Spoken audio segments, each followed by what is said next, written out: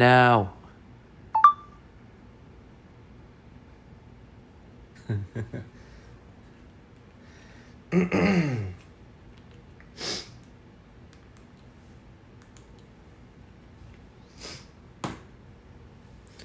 Okay.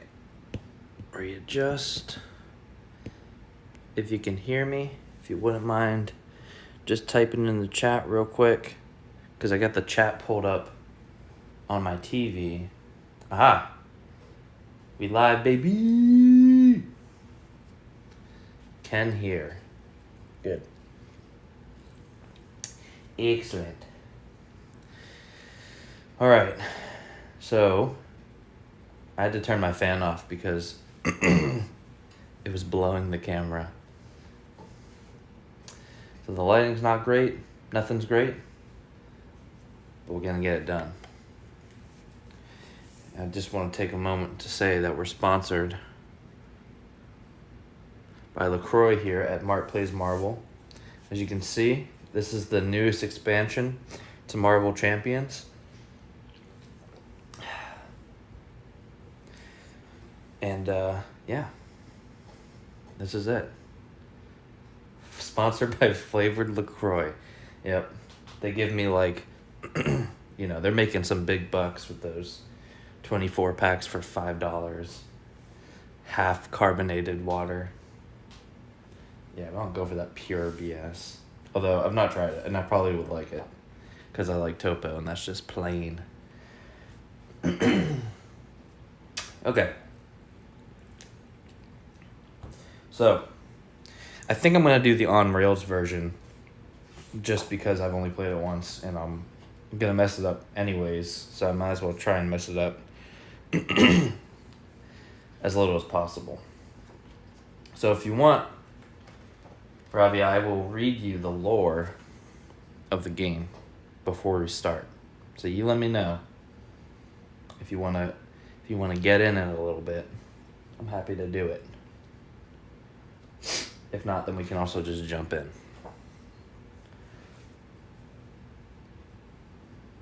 Give me the lore. Alright.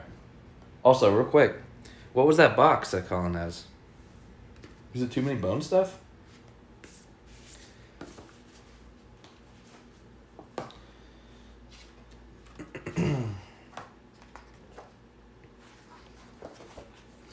I'll hold this up for you to see. This is the lore page. And then I'm going to read it for you. So those are the 4 different factions that come in the base game. From left to right, the Brahmin, the Grove Tenders, the Heirs, and the Aurora.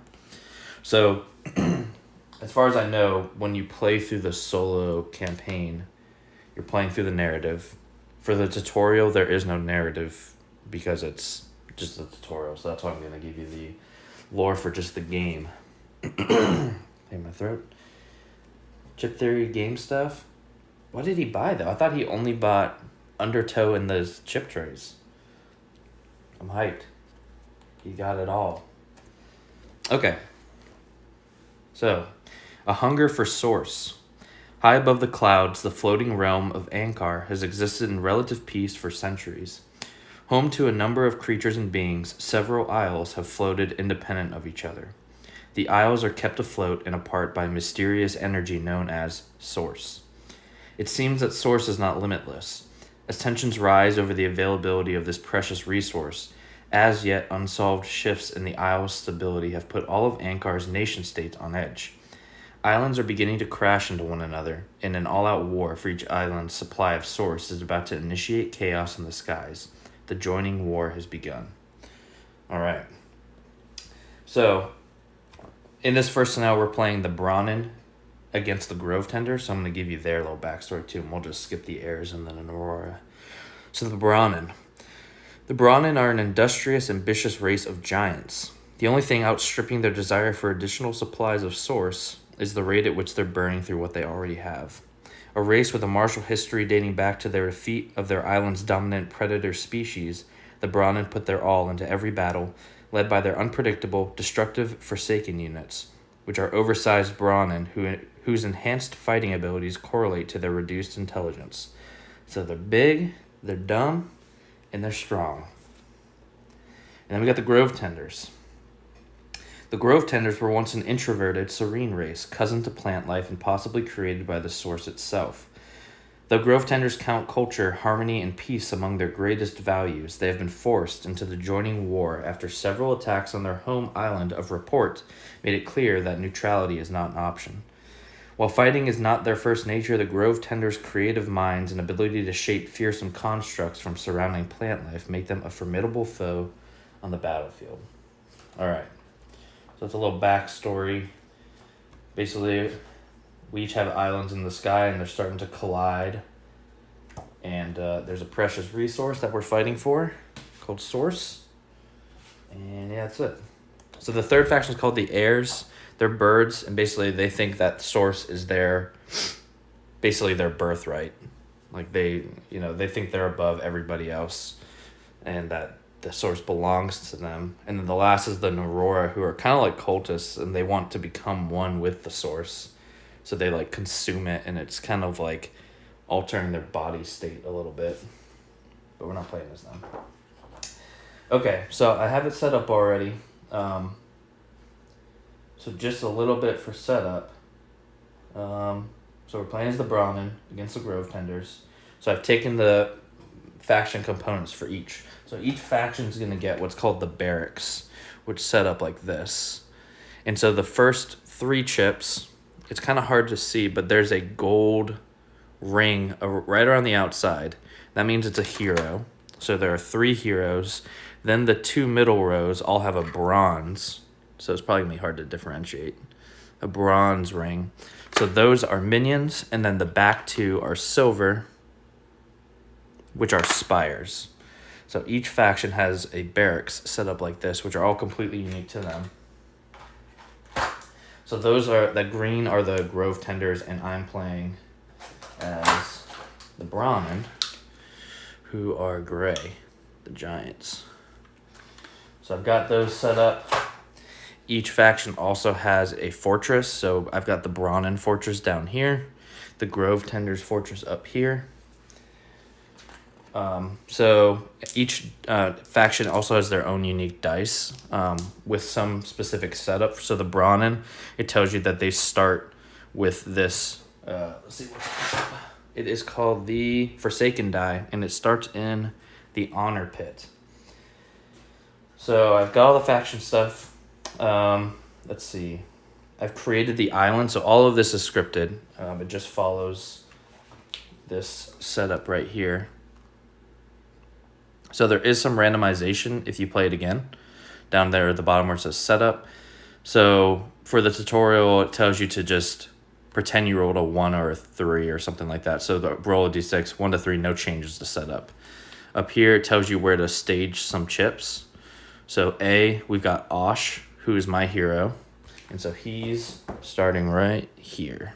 He starts on the board. So he's got 3 health, and he's starting right there.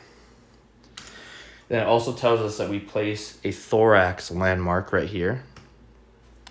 So landmarks can be minions, they can be like teleportation gates, it can be a couple different things. But in this case, we've got a thorax minion who's going to poison basically everybody who walks by him, and we'll get into that. Then they get to start with 3 different spires on the board. They have these 2 shrubberies. So they got one right here and one right here. Whoops, there. And then they have a retall, which is another type of spire. And that starts right there. So I think we're fully set up. Other landmarks are these white chips. So it told us to put 2 random swamp ones. So the swamp, you can tell by the picture. And they go onto these things called source wells. So there's one here, one there, and then there are 2 others that don't have to be swamps, so I randomized them. There's a temple and a ruin. I think they're temple and ruin. And I think we're fully set up. I've set my source counter to 0. My gate health is at 10. Same with the Grove Tenders. They have 0 source and 10 health on their gate. I've set up the market. The market gets 3 of these random chips from this market up here. And then 1 earthscape from the pile. And with that, I believe we are completely set up. So this is what a scenario in the book is going to look like. It's going to tell you your objectives, any special rules, what the event die means, and then right down here it's going to tell you what happens in each wave. So our objectives, we want to complete at least one to win, and there are 3. What can you buy in the market of chips? So you can buy equipment for your hero, or for your heroes. You can buy minions, you can buy new heroes, and you can also buy Spire blueprints to create. And so those shuffle in and out each round. So we need to complete one of these 3 objectives. So the first thing that we can do is defeat both of these shrubbery spires. So that's one of the 3 things. The second thing is to have 5 or more health on our gate after the 3 waves. There are only 3 waves in this tutorial. And then the last thing we need to do is use an architect, which is one of our minions. This guy here, he's an architect, and he's got that builder trait. So we need him to basically go out to this spot where the thorax is. It says use an architect to construct a dispatch platform, which is one of our spires, on Hex B, and this is Hex B per the setup. So we need to get him, we got to get him dead, and then we got to build something with this architect. So our only loss condition is if Osh, who is our hero, is defeated. So he's got 3 health. If he loses all the health, then we lose. There are also some special rules. So Osh is the only hero we're allowed to deploy. We have 3 heroes in each faction, but for this scenario, he's the only one we're allowed to deploy. AI has no special rules. There's something what's called marks, and marks are important because that tells you where your minions are going, where their minions are going. So this is the Forsaken's mark chip, and so they have marked my fortress, which means their minions will work towards my fortress. And I accidentally put away the Brahmin one, so this is just an expansion chip. But for the sake of example, me not having to open the box, this will be my mark chip, and I've marked their gate. So all of my minions will work towards their gate, all of their minions will work towards my gate. But they have a special hero called Daiwin, and her mark is going to be the closest opposing hero. So she's going to specifically come after Osh, try and kill me. Okay, so I'm going to kind of jump in and maybe try and explain as we go through. So the first thing that happens each wave is an event phase. The first event phase, there's never an event, and it tells us right here, no event. Then we go to an income phase, and that's usually where you're going to get some source that you'll spend on building spires, etc. So this tells us here, income phase, 0 source. So we start with 0 source. Then we go to the market phase, which is where you can buy from this market. In wave 1, the grove tenders are going first, so they get to buy something. And it tells us here, they won't buy anything unless it tells us. But this does tell us that they purchase an earthscape, but they don't place it. So they're going to purchase this earthscape, which these can be used to alter the terrain. But so they're going to buy this, and basically they're just buying it so I can't. So they're just going to throw this to the side. They're not going to place it. Only 1 earthscape can be bought per market phase, so that means I'm not allowed to buy any, even if I had source, which I don't. So they've taken their 1 market action. It goes to me. So the different things I could buy are that earthscape for 2 source, which I can't because they bought it, and 2, I don't have any source. And then lastly, you could buy these market chips. These have a cost of, right now, a 1, a 5, and a 4 source. Again, I have 0, so I just have to skip the market phase, so I don't get to buy anything. And then we go into what's called the build phase, which is where you can build your spires or upgrade your spires or upgrade your fortress. So they get to take the first turn, and it says grove tenders construct a retall spire on a fortress source well. So we're going to get a retall spire, and it tells us what upgrades they get. So they're going to have an attack upgrade and a ranged upgrade. So these are upgrade chips. There's 3 different types. The orange is an attack. That's how many dice they'll roll when they attack. Range gives them more range to hit. And then there's a yellow called a fortification. Normally, anytime you damage a spire, you can do any amount of damage and will remove the bottommost chip, making them weaker. For the fortifications, this yellow chip here, you have to do 2 damage to remove it, so it's just harder to defeat. But for now, they're just building this retall on one of their source wells, which each fortress has 2 source wells on it. So they're building it right there on their source well. Okay. So, attack and range in that order. So that's their build. And they basically get to keep building until they pass. But in the AI, it just tells us that's all they're building. Then it goes to me where I could build. I don't have any source again, so I can't build anything because everything costs source. Each faction has this nice sheet where this is telling me about my fortress and their upgrade. So this symbol means I have to spend 5 source to upgrade it and so on, and I don't have any source. And then the backside, it tells you all of your units. So that's just a good reference. But right now I have no source, so I'm also passing in the build phase. Then we go to the prep phase. So the prep phase, you're going to be setting up your minions to deploy or any of your units to deploy out. So the player gets 5 CP. Each unit costs X amount of CP to put out. So it tells you what they're going to do. So they're going to take a taproot minion who has, 3 health. They're also getting a Treed, and they're allowed each minion and chip has an upgraded side with that little star in the middle. Sometimes they get to break pretty much a lot of the rules of deployment, so they can just start creatures and minions on their promoted side. And then they're also putting out their hero, Daiwin. Okay, so in this order, Daiwin is going to be on the bottom. You always deploy from your gate. So this is my gate, this is their gate. So they're deploying Daiwin on the bottom, then a promoted Treed on top, and then a taproot on top of that. So this is the order that they'll leave. And then I have 5 CP to spend. And for the walkthrough, it tells me that I'm going to put out, I'm going to put out a dispatch, which is one of my units, who has 3 health. So this cost me 3 CP, which is that yellow 3 on the right side. The blue in the bottom right is how much source your opponent gets if they destroy them. The red 3 in the top left is their health.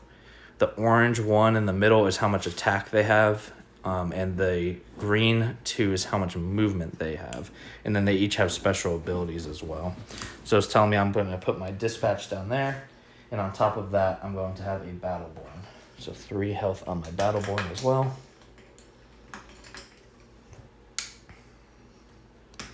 Alright, so my Battleborn costs 2. That's all 5 of my CP. So I can't deploy anybody else because I have no more CP.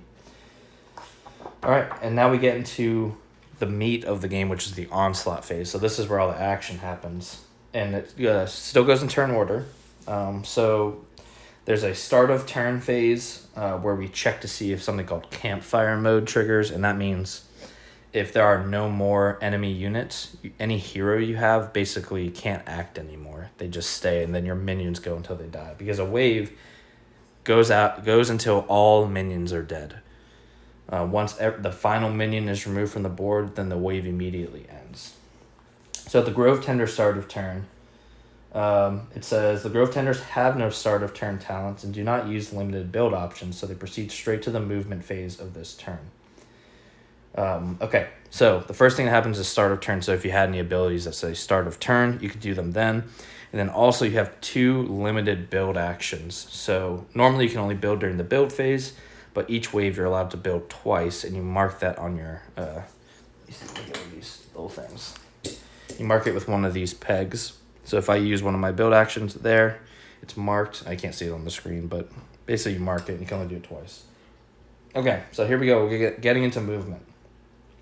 So the Taproot moves first because he's on top, and he has a movement of 2, and AI movement, basically they're going to follow this path.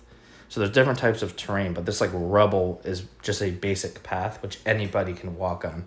You have to have special abilities to walk on the plains or the forest or the mountains or the water. So he's just a basic little dude. So he's going to move 2 along the path towards my gate. So this is the only path to my gate. So that's why he's following that. They move as much as they can. They're full movement, and they want to make as much progress towards their mark, which is my gate, as possible. So that's why he moves 2. Okay, next we're going to move the promoted Treed. This dude here is going to move. He has a movement of 3. Now, he has this special ability down there. It's got that little tree. It's a little hex with a tree in it. That means he's allowed to move over special terrain. If you have the tree, you can move over plains and forests. So he moves 3, so he's going to move 1, 2, 3. That's the closest path and as much progress as he can make towards his mark, which is my fortress. Now, as soon as he moves here, this toxic secretion of the thorax is gonna ping him. So basically, the toxic secretion says anytime a unit moves into a hex adjacent to him, he hits him for 1 damage. So as soon as he moves in for 1, he gets hit for damage. Okay.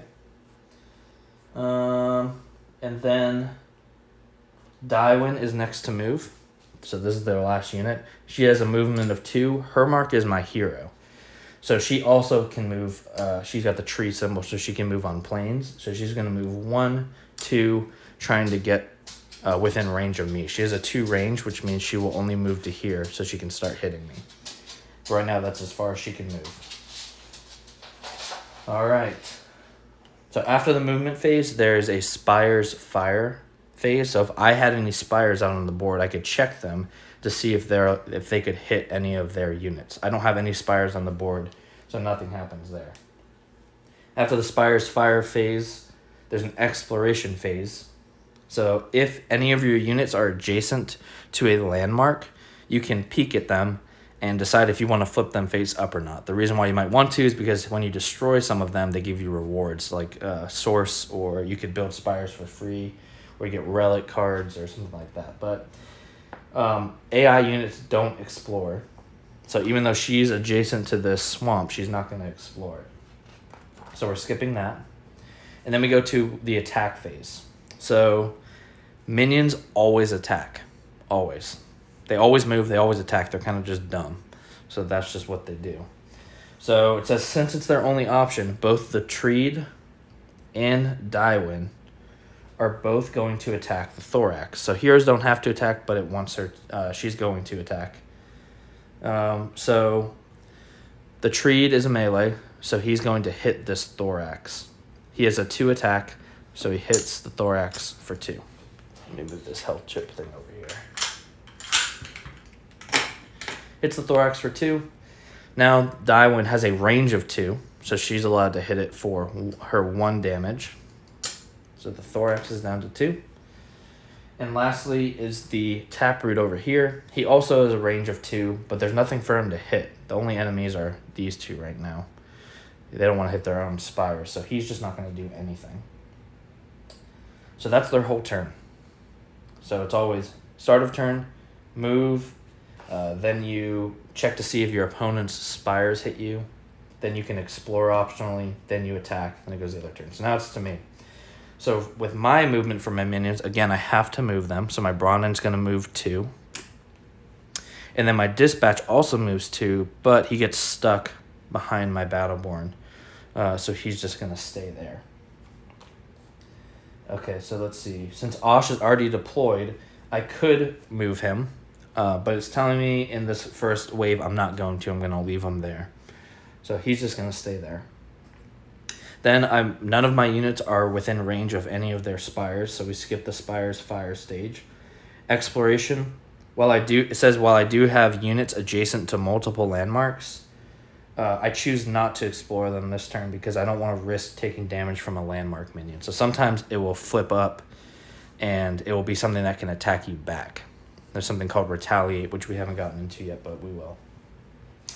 And then I have nobody I can attack, so that's my whole turn. They just are starting to move out. Let me go back to the Grove Tenders. So I'm going to start reading these exactly because it gives you some options. So it says movement, though you could move Daiwen either before or after the minion, so heroes can either move before or after all of your minions move. I decide to move the minions first. There are 2 possible hexes the tree can move to. So remember, he's moving 3 towards my fortress. And he's allowed to move on forest, so it's basically saying he can either go 1, 2 to be within 1, 2, 3, or he can move 1, 2 to be within 1, 2, 3. But I'm going to choose, because as a player, you get to decide. So this is kind of where some of the strategy comes in the puzzling.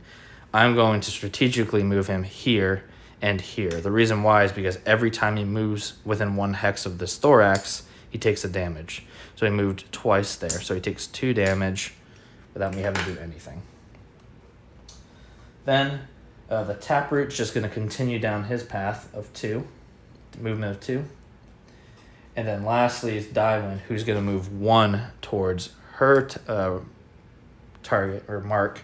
So she has a range 2. She moves the minimum amount of spaces to be within range. So she moves 1, so she's within range 2. And she moved into a hex adjacent to the thorax, so she just takes 1 damage. She's down to 1. Then I would check to see if any of my Spires can hit them. I don't have any Spires, so we skip that. They're not going to explore because they don't. And so they're going to attack. So it says I'm going to choose to have Daiwen attack first. So she gets to hit my hero. So there's an AI unit attack priority. So the first thing they want to hit is my gate. The second thing is a hero they can defeat. She cannot defeat my hero because she only does 1 attack out of 3 health. Then a Spire it can defeat. There are no Spires. Opposing faction minion it can defeat. She can't hit my minions. Opposing landmark she can defeat. She could hit this landmark. She can't defeat it. So then the next thing is an opposing hero it can damage. So she can damage my hero. She can damage him for 1. That's her attack. So Osh takes 1 point of damage. All right. And let's see. That's the attack. Now the Treed up here is in position to attack either the Battleborn or the Thorax. Checking the AI's attack priority list, it will attack the Thorax because it can defeat it. So it will. It's going to hit it for 2 damage, which will defeat the Thorax. In this bottom right, it gives a reward of 5 source, but the AI does not take any source, so this chip's just gone, preventing me from getting the source. But that does open up this little blue dot is called a source well, which is where you can build Spires. So that opens that up. Okay. So that's the end of their turn. They moved, they have attacked, now it's to me. So movement. Both of my minions are blocked. I can't move along this path because his minion's blocking it. And they don't have special movement, so I can't move on any special terrain. So they're just stuck. But it tells me I do move Osh adjacent to Daiwen, so I can attack her and kill her. I don't have to be worried about that Thorax anymore because it's gone, so I won't take the damage. There are no Spires that can hit me, so we skip that. Exploration, I'm still going to choose not to explore there. And then attack. So both of my minions can attack this tree because my dispatch has 2 range. So the way that retaliate works, this is the first time we've got retaliate. If you attack, let's see, it says the first time a unit is attacked by an adjacent unit and is not defeated, it deals its damage back. So if I were to do my 1 damage to this tree with the Battleborn, he doesn't die, so he retaliates for 2. But here's another part where the strategy comes into play, because if they're defeated, that doesn't happen. My dispatch has a 2 range, so he can hit him for 1, and he doesn't retaliate because he's not adjacent and doesn't have range. So I can hit him for 1, and now I can finish him off with my Battleborn without getting retaliated against.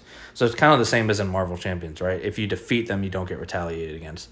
Now, at the bottom right of this, it says I get 2 source for defeating him. So he's going to go back onto their tray. I tick up my source to 2. And then lastly, I'm going to attack with my hero, who attacks for 1. And this also can defeat Daiwen. She only has 1 health left. She gives me 2 source, so I'm up to 4 source. She goes back to their tray. And heroes, when heroes defeat any opposing unit, they get to level up. So the way that this works is each chip can have, there's very small blue dots under that green. So he has an upgrade capacity of 1. So that means I can give him a single upgrade chip. It tells me for this example, I'm giving him an attack upgrade chip. So this increases his attack by 1. So I put that right under his chip. He still only has 2 health, but now he can attack for 2. Now, if he's at his capacity and he levels up again, you remove all upgrade chips and flip him over to his promoted side. So for now, he's still just hanging out on his unpromoted side, but with an extra attack. So that ends my turn. I moved and I attacked. Now the Grove Tenders go. Since there's... so...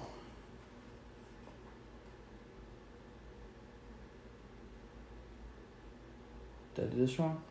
Oh, no, I just skipped ahead. Okay, so that ends my turn. It goes back to the Grove Tenders. They still have a minion in play. I'm tracking my source. It's kind of... Let me see if I can just... Boop. Here's my source tracker. Here's my gate health. It's just a chip that turns kind of like the day counter in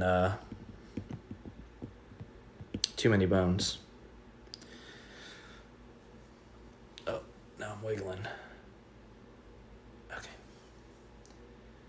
Okay, so the Taproot is going to move 2 towards my base. He has a range of 2, but I'm not within range of anything.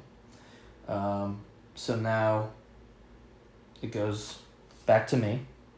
Now I must move my minions because there's nothing blocking them. So my Battleborn moves 2. And while there is a path that can go this way, I have to make progress. So actually, technically, 1, 2, 3. I could move it like this. As long as I'm making some progress, which I have by moving 1. But I think I'm just going to do that. That's what it wants me to do, right? Yep. And then my Dispatch moves 2. So he's moved 2 now. There's no Spires to hit me, no Exploration, no attack. I can't hit his only other minion. Now that Grove Tenders go, he's going to move 2, like this. And he finishes his movement adjacent to the Battleborn. Now he's going to attack. It says with Osh too far away, the Taproot can attack either the Battleborn or the Dispatch. Since both options are faction minions that would be damaged but not defeated, they're equal in attack priority, so I get to choose. So if I have him hit the Dispatch, well, actually either of them can retaliate, right? Because he's got range. Normally you can't retaliate unless you're adjacent, but since he has 2 range, he can also retaliate. But it says I decided that he's going to attack the Battleborn. So he has a 1 attack. He hits my Battleborn for 1. Since my Battleborn is adjacent and not defeated, I get to hit him back for my full attack, which is also 1. So the Taproot gets retaliated against. And that ends the Grove Tender's turn. Now it's to me. I can't move the Battleborn any closer, so he's just stuck there. But it does tell me... so Dispatch is also stuck. But it tells me I want to move Osh adjacent to the Taproot here with his movement of 2. No Spires fire because I'm not in range. And it's telling me I want to attack with Osh because now I have an attack of 2, which is exactly how much health he has. And if I defeat him with Osh, I get to level up. I don't want to hit him with the Battleborn because he'll only do 1, which means he'll retaliate against the Battleborn. So if I hit him with Osh, that's just a full kill. This Taproot gives me 2 source. Took it up to 6. And I get to level up my hero. So he's at his capacity, so instead of getting another chip, he flips over and removes any chip underneath him. So basically what this gave him is that permanent attack 2. Oops. That orange attack 2. And now I have a second trait. So I've got survival now. And I believe, yeah. So I have hunter and survival. So I earned a new trait. And survival means if I don't move or attack with him, he gets to heal 1. So that's the ability I've got there. Now, since I'm still in the attack phase, the Battleborn Dispatch can't do anything. And immediately when, let's see. Did I do this right? Killed that. Oh, yeah, okay. So since we go to the Grove Tender's turn, since there are no more opposing factions, so there's no more Grove Tender units in play, no minions, no heroes, my hero goes into what's called Campfire Mode. So he's essentially inactive for the whole rest of the round, or wave. That way he can't run around and complete a bunch of objectives. He just has to sit. So they're just going to be done taking their turns, essentially. And we're going to go until all minions are defeated. So the Battleborn and Dispatch are going to go till they die. That ends the wave. So here we go. We're going to start by moving the Battleborn 2 hexes towards the gate. and then the dispatch 2 hexes towards the gate. We would check to see if we're in range of any of their spires. We're not. There is an exploration here, but it tells me I'm not going to do that. And while I am within range of this shrubbery with my dispatch, there's 2 reasons why I can't attack it. One, he's got these yellow fortification chips. That means I have to do 2 damage to remove it. Dispatch only has an attack of 1. And those shrubberies have what's called camouflage. And it says units and spires must be adjacent to this unit or spire in order to attack it. So not only do I not have enough attack, but I also need to be adjacent to it to hit it. So double no. So that ends my turn. They're not taking their turn, so it's back to me. I move the Battleborn again.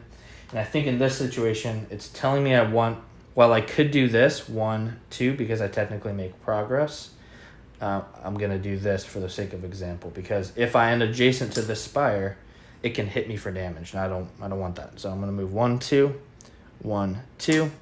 Now we check spires. So these spires can't hit. They have just a default range of 1. So they can't hit me. But this guy over here, he has a default range of 1, and then every green ranged upgrade gives him an extra range. So he essentially has a range of 3. 1, 2, 3. So he could hit either. So when they can hit either, we consider what their maximum attack could be. So when spires roll, they roll this d6. Or it's not d6, but it's a 6-sided die. Oh, my dog is dreaming. Let's see if you can hear her.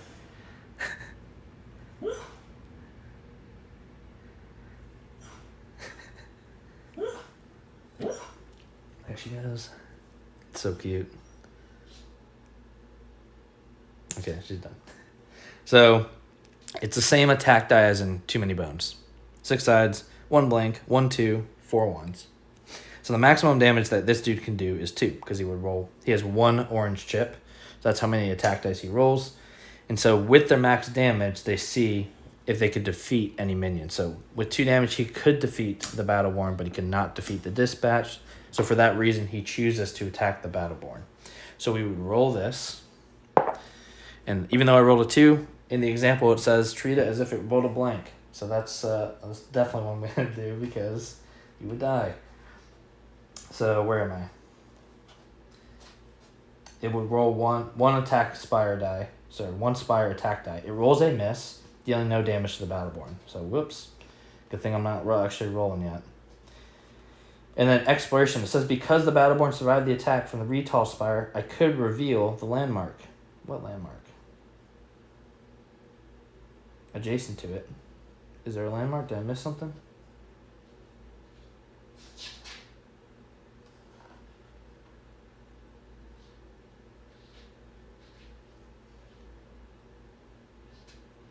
Did I miss something?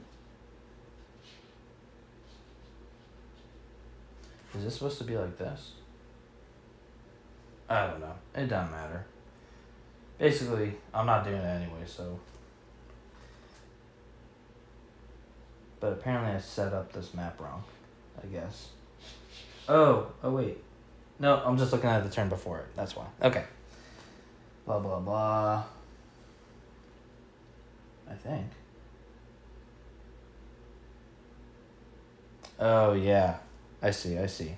So last turn, technically this Retall still going to hit me because I'm within 3. So that's when it rolled the miss. Then this turn, I move up. And same thing. But this time it says it rolls a 1 and deals 1 damage to the Battleborn. So he did hit me that time. Exploration, nothing happens.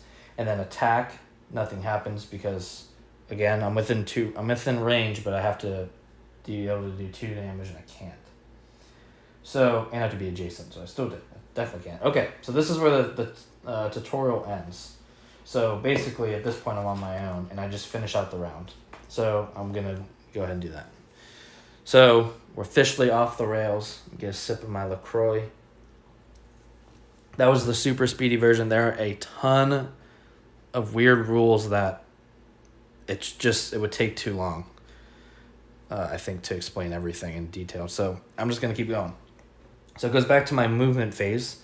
So again, my minions have to move. So they're full movement, or as much as they can to make progress, so he can make that progress. So now, after my movement, I see if their Spires can attack. If they can, this guy can hit either one. But because he could defeat my Battleborn, he tries to defeat my Battleborn by rolling a single of these dice. Here we go. Jesus Christ, it's a 2. It's going to be like this, guys. It's going to be like that. So my Battleborn dies. They only get to attack once. So now I get to attack. And my dispatch is adjacent to this Retall Spire, so I can hit him for 1 with my attack set of 1. So whenever you hit a Spire, the most you can do is 1 damage, and you remove the bottommost chip. So now his range just went down. If they lose their last upgrade chip, they're defeated. So that ends that round or whatever, and I go again. So I'm going to move 2. And now, if I hadn't gotten rid of that chip, I would have been in range of this, because it would have been 1, 2, 3. But now its range is only 1, 2. Can't hit my dispatch. Let's see, this dude's got a range of 1, 2, so he also can't hit my dispatch. And now it goes to my... I could explore this if I want. I will. So when you explore a landmark chip, you can look at it and see what it is. So this is a Source Peddler. He's got 5 health, 2 attack. The movement doesn't matter for this situation, and he provides 6 source if he's defeated. So now, after I peek at it, I can decide if I want to put it face up or face down. And I think I'll just put it back face down. So after that, I can decide, or I'm going to attack. So he has a range 2. The only thing I can hit in this situation, I can't reach this Spire, I can't reach this Spire, but I can hit the Fortress Gate. So I will. So I hit the gate for 1, which knocks his gate health down to 9. Now, the Fortress Gate always retaliates for 1. It doesn't matter where it's getting hit from. I could hit it from here, and it would hit me back for 1. So it hits the dispatch for 1. Then it goes to my turn again. He moves the 2. So I'm just going to move him to there. Now I check their Spires. I am within range of this guy. 1, 2. So he's going to fire against me. He has an attack of 1. Oh my god, it's a 2. So it kills my guy. I don't get to do another damage. That's insane. I've rolled 3 2s in a row. 1 in 6 chance. It's gonna be like that today. Alright. So as soon as that last minion's defeated, the round ends. Or the wave ends, I'm sorry. And we're playing 3 waves. So that's the end of wave 1. So now we're gonna go back to this chart. It's gonna tell us what to do. And I'm gonna kind of speed it up now. Okay, wave 2, I get to go first this wave. So in wave 2, we are going to roll the event die. So normally in real Cloudspire, you draw an event card, but in single player, you roll this event die. So I rolled a 2, and I checked this chart. It says 1 to 2. 1 damage is dealt to the Bronn Fortress Gate. All right, so my gate goes down to 9. Then we go into the income phase. And for the income phase, I gain 3 source. So I'm now up to 9 source. The market phase takes place as normal. So the first thing you do in the market phase is you clear the market, add 3 new chips, and then add 1 of these things here. So I get to go first, and I can choose. Now all these have special abilities. This guy's got Relentless. Let's see what Relentless is. Relentless. Oh, I know what Relentless is. So as this unit's retaliation, this is really cool. So normally when you retaliate, you just deal your damage, but he has Relentless. So when he retaliates, you basically roll one of these dice until you roll a blank or a 2, and you add up the total. So in this case, I'd roll a 1, and then I rolled a 2. So then I would do 3 damage. But I could roll a 1 10 times in a row and then a blank, and I would deal 10 damage back. So that's pretty good. And then we've got 2 Spires I could buy with Repeater, which is once per turn after the Spire attacks a unit but does not defeat it. This Spire may make an additional attack. That's really good. And Directional Attack, which is... when this Spire is constructed, point its arrow. Oh, so this has an arrow on it right there at the top. That's not going to focus. It's got an arrow above its name. So I point this at an adjacent hex. This Spire may only attack opposing units along the line of hexes in this indicated direction. So this is a little tougher. It's a Death Javelin, so it's just shooting a javelin across. It has a range of 5 though, so if I put it like here, not that I could, if I put it there and pointed the arrow that way, he could hit 1, 2, 3, 4, 5, which is actually, damn, that's pretty good. Because the minions have to go here, here, here, here. That's pretty good. That's pretty dang good. But this can also hit somebody twice, which I like. So basically I could buy one of these things. I only have 9 source. This Death Javelin costs 3. This Omen Rider minion costs 4. He has no attack by himself though. And then this Repeater costs 4. And I could always buy this Landscape, which cost me 2. But right now, I don't really have a reason to. So, what do? I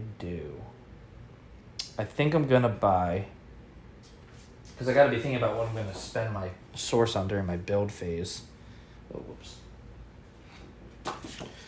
And I think I want to upgrade my Aegis, which costs 5. So that means the most I can spend right here is 4 if I want to do that. So yeah, I will spend 4 and buy this twin barrel bunker. So that cost me 4, so I'm going to knock it down to 5, and the market immediately refills.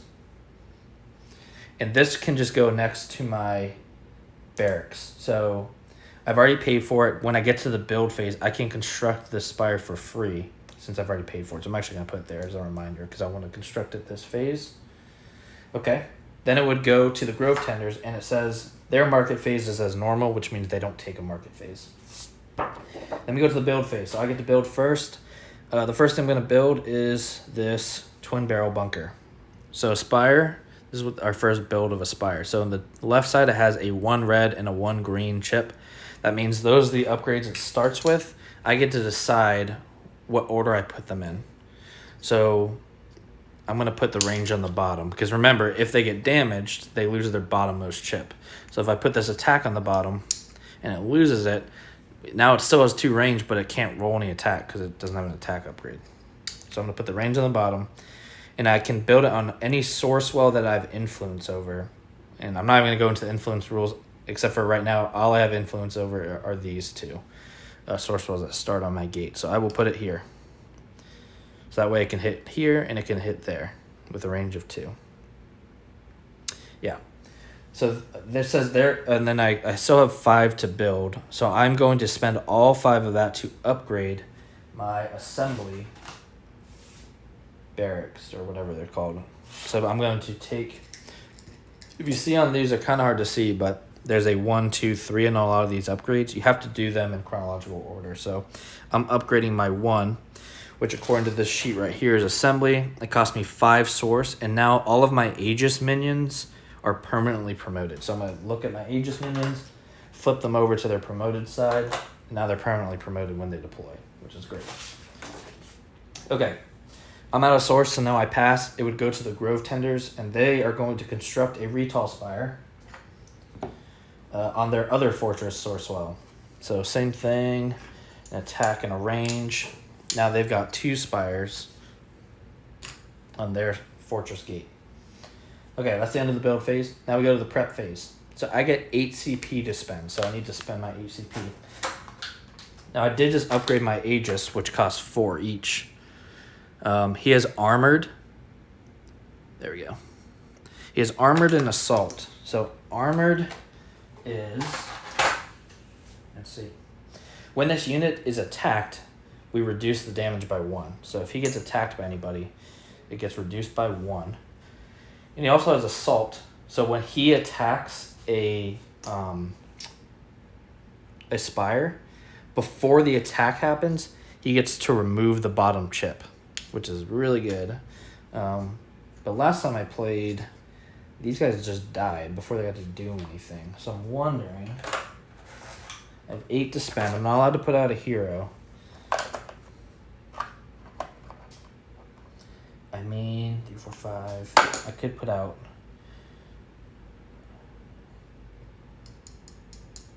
I'm trying to, let's see. I mean, there's not really much else I'm trying to do here. I do want to use my architect to put, maybe I'll put out an architect because I want to build a spire there. Oh, but I don't have any source. I don't have any source.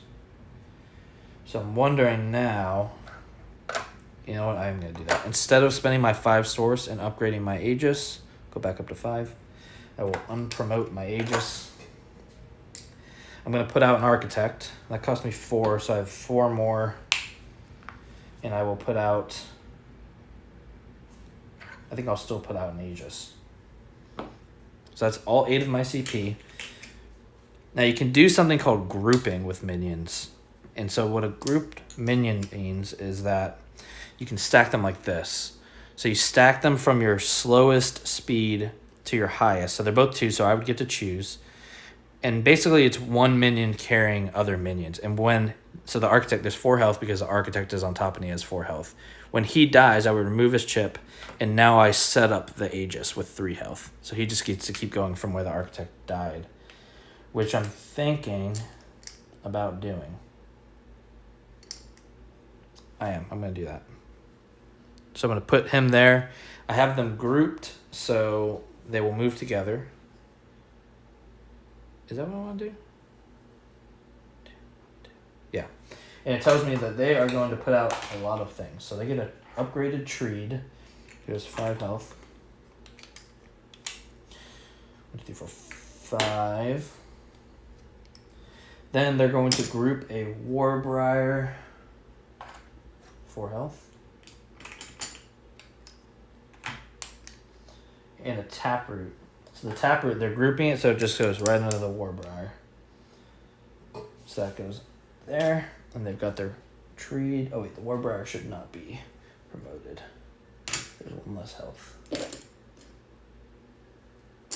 Treed goes on top. Alright. We are on to the Onslaught Phase, where I will take the first turn.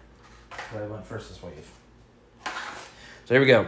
I can optionally move my heroes first, or I have to move them. I have to move your hero before or after all of your minions go. So I need to decide if I want to move them first or second. Now I'm tempted to move over here and hit this guy because I can remove the bottommost one because I have an attack of 2. But I only have 2 health, and if he rolls a 2 against me, I lose the scenario, which I don't love that. And this Treed, he can move on 4, so he's going to move 1, 2, and come over here and hit me. So I just need to get out of there. So I'm going to move 1, 2, and just kind of sit back for a little bit. I think that's the move. Because he has that survival trait, so next turn, if I don't move or attack, he can heal 1, and then I feel... Actually, should I just move down? 1, 2, 3. He doesn't have range. 1, 2. Yeah, let's do that. Okay. So no Spires can hit me. Now he goes. So this guy's going to move 1, 2, 3. And then the Warbriar moves 2. 1, 2. He doesn't have a special movement, so he just goes along the path. Then it's back. Oh, sorry, I should have moved my minions too. Okay, back to me. Now I am going to move my minion 2 first. And he has a special trait called Builder. This is a cool trait. So it says, Builder. Before or after this unit's movement, so I'm going to do it after, I may choose one of the following at no cost. Build a dispatch platform on an adjacent source well, ignoring influence restrictions. So that is one of my objectives, is using an architect to build a dispatch platform on Hex B. This is Hex B. So I'm going to do that. So I have to spend the source, which it costs me 4 source. So I'm down to 1. And I get a range and an attack. I think I'm going to put the range on the bottom. Let's put it like that. So now I've completed one of my objectives. And after you use the Builder trait, this is the bad part, he goes, if he's unpromoted, he just goes away. He's done his job. He's tired. And now my Aegis is revealed. He starts with 3 health. Excuse me. I'm going to choose to not move with Osh. Okay, and now we check to see if their Spires hit me. They do not. And now I'm going to hit the treed, I have to attack with my minion, so I hit him for 2. So he gets hit for 2. And now I get retaliated against for 2 because that's his attack. So not great. I did not move or attack with Osh, so survival kicks in and I get 1 health. Okay, now it's back to their turn. He can't move because he can't make... can he make progress? 1, 2, 3. 1, 2, 3, 4. If he's 1, 2, 3, 4. Actually, he will move. 1, 2, 3. Because he has to use all his movement if he can make progress. So here he is closer to my gate than there. And then this guy moves. Now I check my Spires if they can hit him. This Spire can hit him, so I get to roll 1 Spire attack against him. And I rolled a 1. So he takes a damage. Okay. Now, here's the bad part. This dude has Ram and Tough. So Tough, I know, is that if he gets retaliated against, it's reduced to 2. Now Ram, I think, is really bad for my Spire. Ram. When this unit attacks a Spire with an attack upgrade, which it is, or which it probably will, yeah, it's going to, it removes the topmost attack upgrade from the Spire. So that's... instead of dealing damage. Okay. So he's going to attack my Spire. Now, instead of dealing damage because he has Ram, he just gets to remove the topmost attack, so which renders my dispatch platform completely useless, which is awesome. I think I moved him. I hope I moved him. This is the second turn, so 1, 2, 1, 2. Yep. Okay, so now's my turn again. So now I have to move this guy. 1, 2. I have the ability with 1, 2, 3. My Spire should be able to kill him without taking damage. So I think I'm going to start moving over here and trying to take care of one of these shrubberies. Shrubbery! So, we do get to check to see if his Spires hit me. This Spire is going to hit me because I'm adjacent. It rolls 1 attack die against me. It's a 1. Hits me for 1.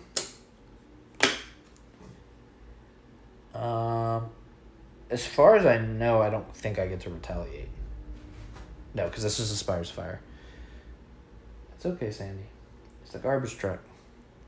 Alright. Now I get to attack. This dude can't hit anybody because there's nothing to hit. I guess technically I could explore this before. I am going to explore it because this dude's going to move 2 next turn, and he has what's called Impale, which means after he moves, if he is adjacent to one of my units that he wasn't already adjacent to, he hits him for damage. So he's going to kill this guy anyways. So I'm going to look at this before. And I'm going to reveal it. So this is a Grail Vipers. So this is a minion. He comes in with 3 health. He has what's called Relentless, which is the thing where he rolls dice to retaliate until he hits a 1 or a 2. So now I get to attack. So my minion has to attack. So unfortunately, he's going to attack this Viper, who's going to roll back against me and kill me anyway. So a 1, and a blank. So he hits me for 2. So I'm dead. R.I.P. But I'm hoping what this does is helps take out one of their minions. So that's why I revealed it. And then yeah, okay. And then with Osh, I am going to attack this shrubbery. So I deal 2 damage, but that only removes the bottommost chip. So I've removed that. Oh, you know what? This homie doesn't have an attack. So he shouldn't have rolled an attack against him. He has no attack chip. Give me that health back, homie. Okay. That's my attack phase. Now when we go to their phase. So he's going to move 1, 2, 3. 1, 2. Okay. Check my Spires. And I can't do anything. This can. It's within range. So he gets to roll a single attack. But he has Repeater, so he gets to hit him again. So it hits him for 1. Yeah, baby. Come on. 1 more. Let me make sure I get to actually roll again. Repeater. After it attacks a unit, but it does not defeat it, which is the case. I get to roll again. And a 1. And a dead. So he gives me 2 source points. So Retreat is back. I'm up to 3 source. This dude doesn't attack anybody because he's not next to anybody. So then it goes back to me. Now, this is where I could take one of my optional builds, and I think that I will. So one of the optional builds you can do is upgrading a Spire. So this Spire can hold 3 chips. It only has 1. So if I want to add a red or green chip, I have to pay source equal to how many chips there will be after I add it. So I'm going to add an attack upgrade. Since now there are 2 chips, I had to pay 2 source. So I'm down to 1 source. And that is one of my optional builds. So I have to mark it down there. And now do I want to move with him or just stay here and knock out this shrubbery? If I don't move with him, he's going to go 1, 2, and hit me for 1. So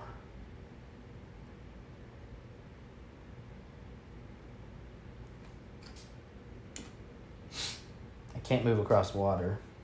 Man, I don't want to take the damage from that. That's fine, I'll take the damage, right? Then he's going to attack me. Then I might die.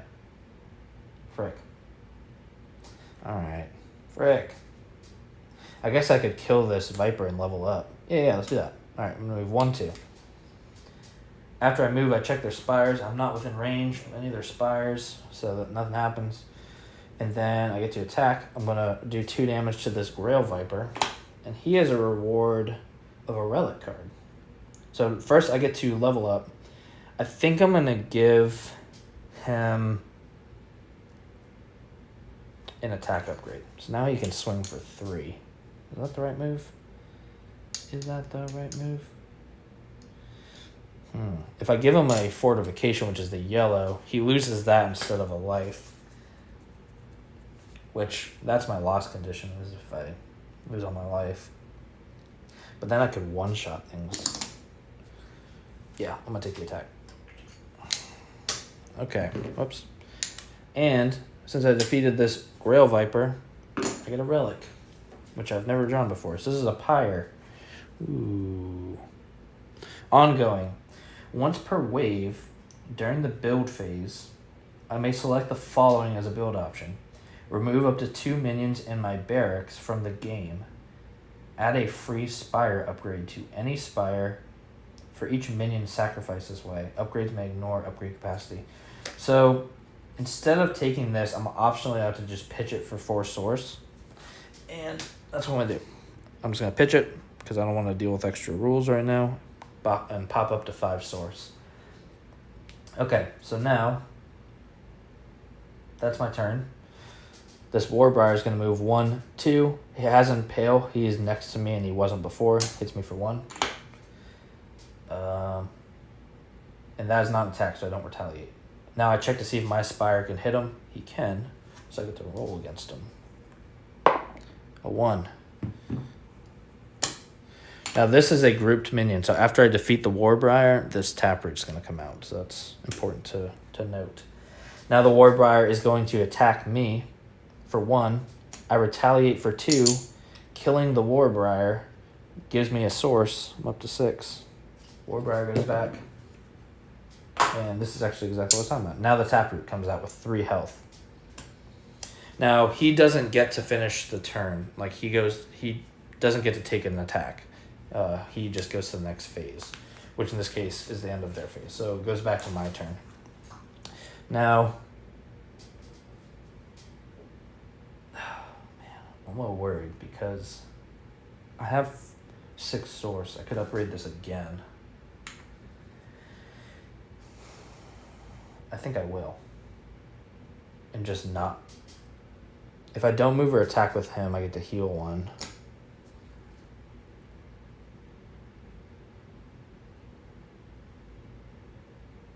Because if I can either kill him right now and that will end the wave. They get to go first. I'm afraid that I'll die.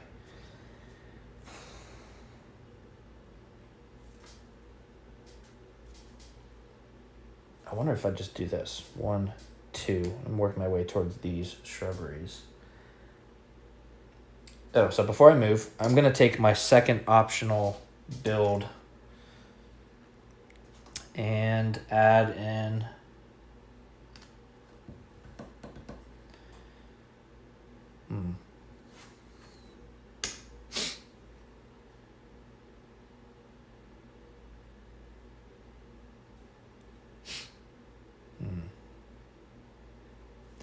I could add in a third upgrade to here. Attack, a range, or fortification. I might just give it a fortification. No, I'm going balls to the wall here. I'm going to spend 3 source, down to 3, give him another attack chip. So now he gets to roll 2 dice. I'm not moving. Oh, then I am going to move. All right, I think that's what I decided. 1, 2, or was I here? I was there. 1. Oh, yeah, so 1, 2. Yeah, I got to risk it for the biscuit. Okay, that ends my turn. No spires can hit me. This dude's going to move. 1, 2. My spire can hit him, and now I get to roll 2 dice. Let's go, baby. Give me a 3. I rolled a 1. That's okay. That's all right. So he has a range of 2. The only thing he hit is my spire, so he will. He'll hit my spire for 1. Don't like that. Okay, back to me. I will move 1, just 1. And then I'll kill this shrubbery, which gets me 1 source. Shrubbery. Okay. Now it's their turn. 1, 2. So he is within range, but first I get to knock him with this. So I really either want to roll a 2 or a nothing, because he has something called summon. I rolled a nothing, but because he has repeater, I roll it again. I rolled a 1. Okay, this is bad. So the taproot has something called summon, which means if they get down to exactly 1 health, which just happened, he's going to summon, according to this, a Vine Herald. So what that means is that we take a Vine Herald, we set him up fully, and we flip over this taproot to its promoted side and group them.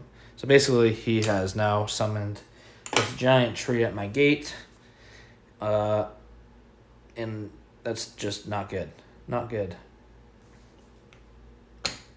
And then I still have to kill him and the taproot underneath. So now it's going to attack my gate for 1, down to 8. My gate does retaliate for 1. Now it's back to me. I mean, at least I'm going to get this shrubbery stuff out of the way. I'm not going to move. I'm just going to attack the shrubbery. That's gone. Back to him. He's not going to move, but my spire does get to hit him twice. I hit him for 2. Beautiful. Now it's just the taproot that comes back out. Unfortunately, he is... that gets me a 1 source. He's going to hit my gate for 1, down to 7. My gate retaliates back and kills him. That gets me 2 source. So, not great. I'm down to 7. I have to have 5 health at the end of the next wave. That doesn't immediately end the round. So I've got one of my 3 objectives complete. As soon as I kill this, I will have my second one complete. And then I just need to maintain 5 health on my gate. Alright, cool. Let's go into the next wave. So, event die, we roll the event die. A 3, which means I lose 2 source, down to 5. Clear these out. Then, and the Grove Tenders are going first this wave. Then, for my income, I get 3 source, so I'm to 8. Then we go to the market phase. Market clears. That gets removed. New one comes in. It says the Grove Tenders purchase the nearest escape, but don't place it. So he just buys that, so I can't.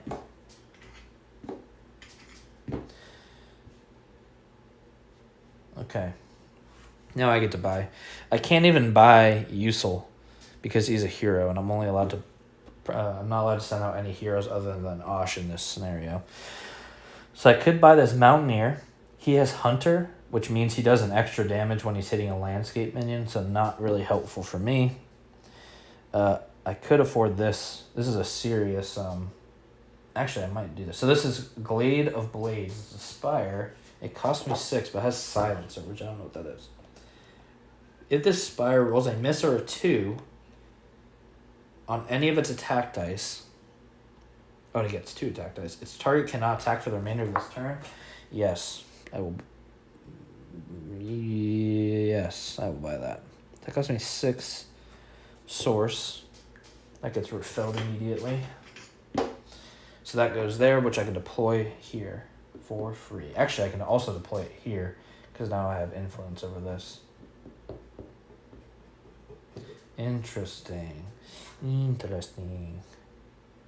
Yeah, because now all I need to do has a range of 2. Yeah, okay. Well, now we go to the build phase. He takes his build phase, or they take their build phase as normal, which means unless it says something, they don't get to do anything. So now it is to me. I'm going to put out this Spire. Now, I think I'd do this, because I need to have the range on it, otherwise I'm not going to get anything. So let's put both my attack at the bottom. I'm going to put it right there. Yeah. I like that. I like that. So then I'm still going. I only have 2 source left, which means I don't think I can do anything with 2 source. So now we go to the prep phase. So they're going to set up, and this is where it gets a little crazy. They get a promoted Treed grouped with a promoted Vine Herald. So it starts with 5 health. 1, 2, 3, 4, 5. That's going to be on top. Then they got an Ogre Growth grouped with a Taproot, 5 health.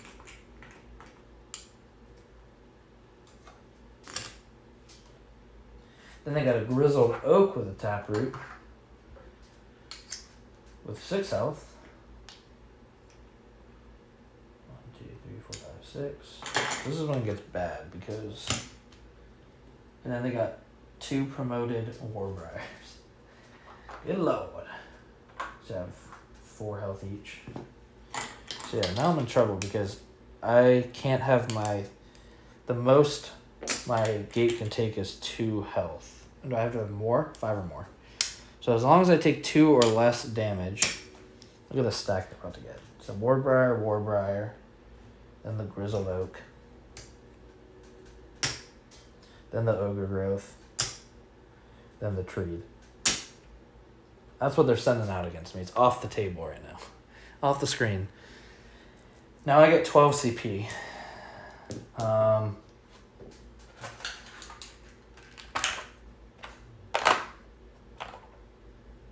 Honestly, I don't even know. What's this thing? What is transport?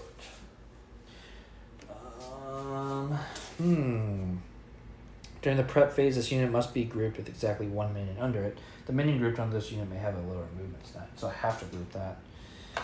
It only does 1 attack, but it does have 3 ranged. But that would be pretty much my entire... Oh no, it would be half of my thing. I have 12.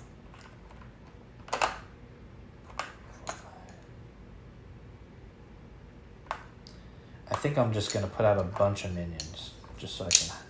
So I get 3 Battleborns, which are 2 each. That's 6. And then 2 Dispatches, which are 3 each. And I'm going to group some. I'm going to group a Dispatch and a Battleborn. Or a Battleborn and a Dispatch. No, a Dispatch and a Battleborn. So this is kind of what this game is all like. It's very very puzzly. Very different than Too Many Bones. But I'm here for it. I like this type of gameplay a little bit more. And then let's group him on top, and let's just send a Battleborn out by himself. Boom. Alright. That's all 12 of my CP. I got him all set up. And here we go. Final wave. All I have to do is make sure all the minions die before my gate takes 2 health. And yeah. Well, also my hero can't die. But I think we'll be okay there. Okay, so the Treed's going to go first. 1, 2, 3. Then this Ogre Growth is going to move 2. Grizzled Oak is going to move 1. And then these Warbriars are stuck. So at least there's that. Now, the Ogre Growth has rooted, so I do want to see what that is.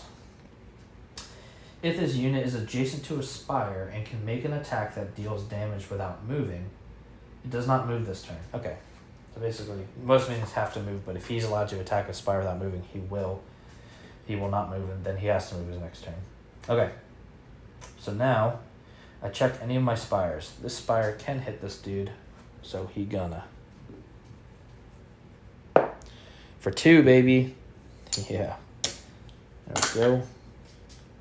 Okay. Now he's gonna hit me back.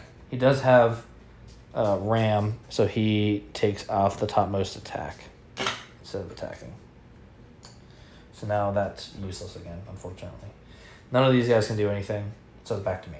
Oh, yeah, no, so it is my turn now. So I'm gonna move my minions. 1, 2. This guy can only move 1, and this guy's stuck. I'm going to not move. Yeah. Yeah, I'm not going to move with him. No Spires can hit me. So I'm going to attack now and remove the last fortification and remove the shrubbery. Get a source. So now I've completed 2 of the 3 objectives. Now I just have to survive. And my minions can't attack anybody. So it's back to them. He's going to move 1.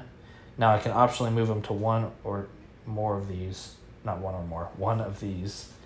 So I think I should have him move here. That way he doesn't attack and kill my Spire with the Battleborn. Because I want to upgrade this again next turn. Yeah. So. Oh, and the Spire can hit him. Hell yeah. Okay. Well, I gotta move all the rest. 1, 2, 1, 1. This guy's stuck. Okay. So this Spire can hit him. And I get to roll 2 dice. And he has Silencer, so if I roll a 0 or a 2, he can attack. Is that right? Silencer.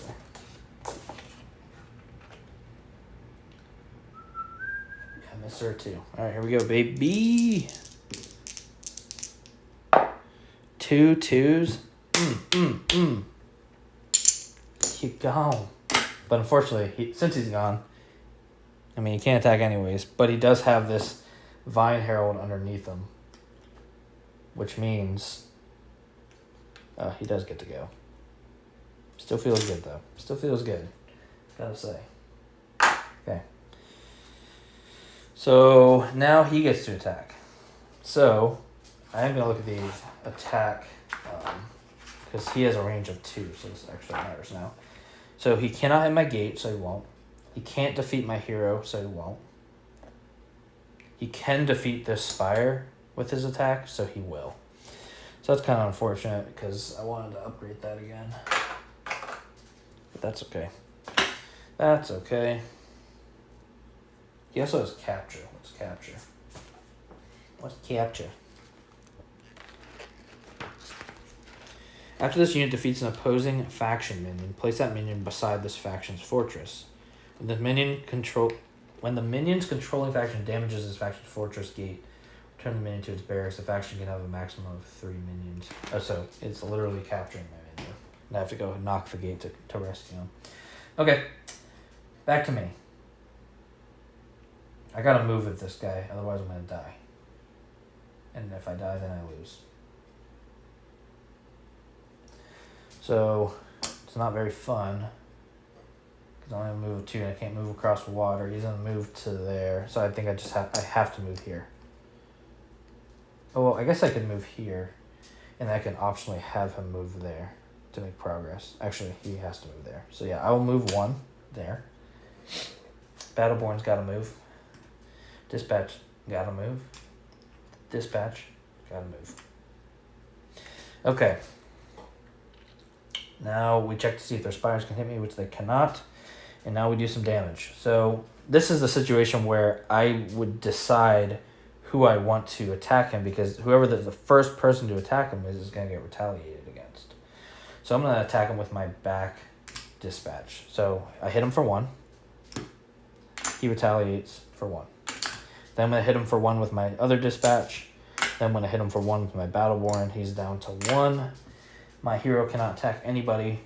And that is the end of my turn. So now they're going to go. He can't move. This guy's going to move 2. 1. 1. 1. I check to see if my Spire can hit. He can hit him or him. Now, let's have him just kill this guy. Yeah, let's just get him gone. 1 damage. That is enough. You're gone. And I get 1 source. I'm up to 6. Okay. Okay. So he's done. This guy can't attack. Can't attack, can't attack, can't attack. And we are back to me. So I'm going to do nothing with Osh so he can heal. So I'm not going to move with him. He's got to move. 1, 2. 1, 2. 1, 2. No Spires can hit me. So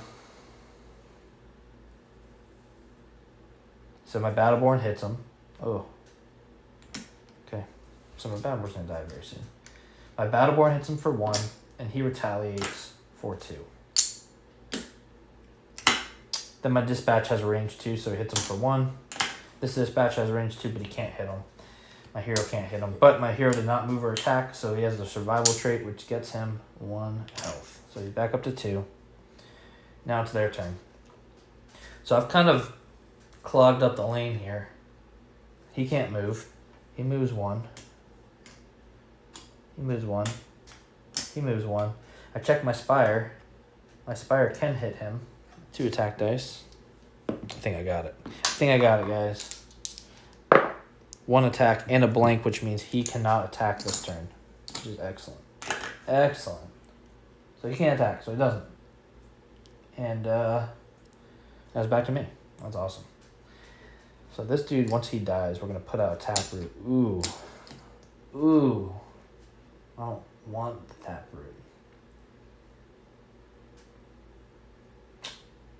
Because he can summon something if I don't one-shot him.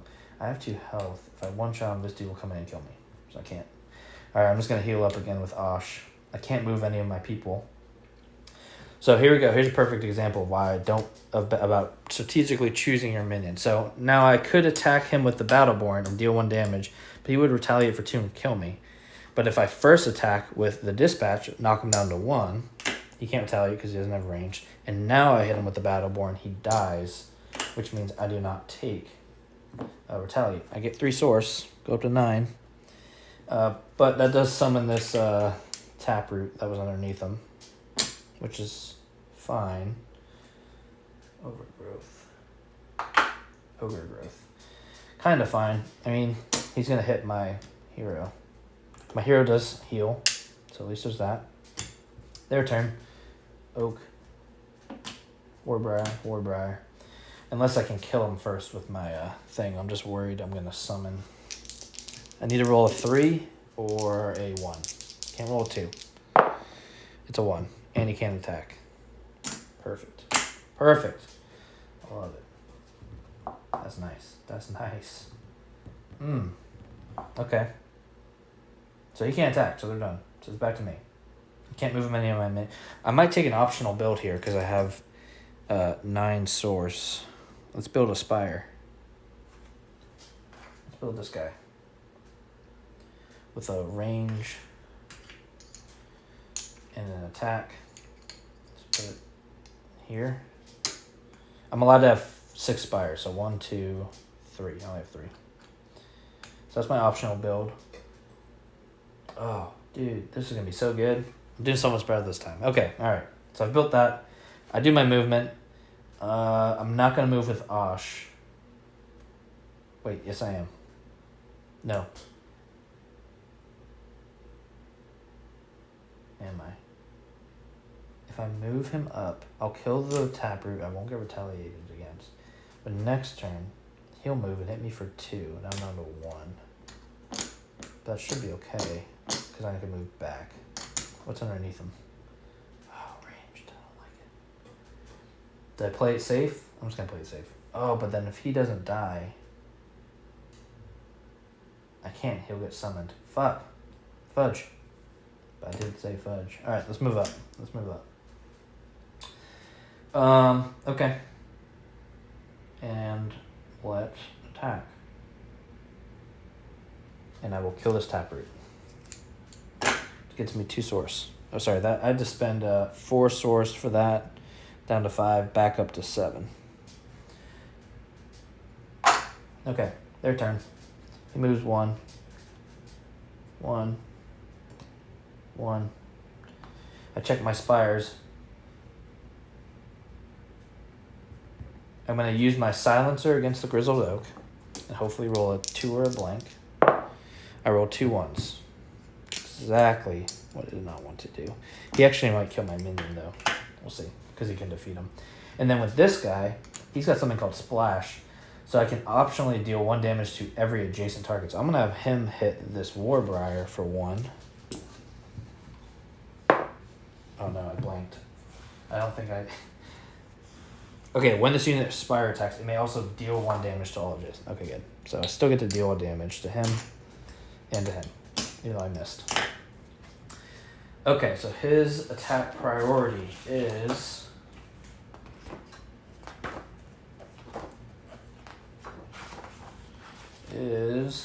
my gate, then a hero it can defeat, which you can't.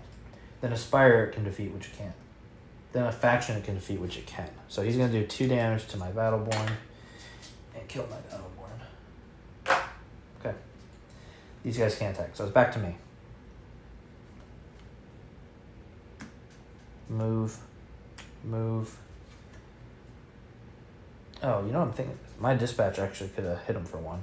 Because I killed him with the... Yeah, could have hit him for 1 last turn.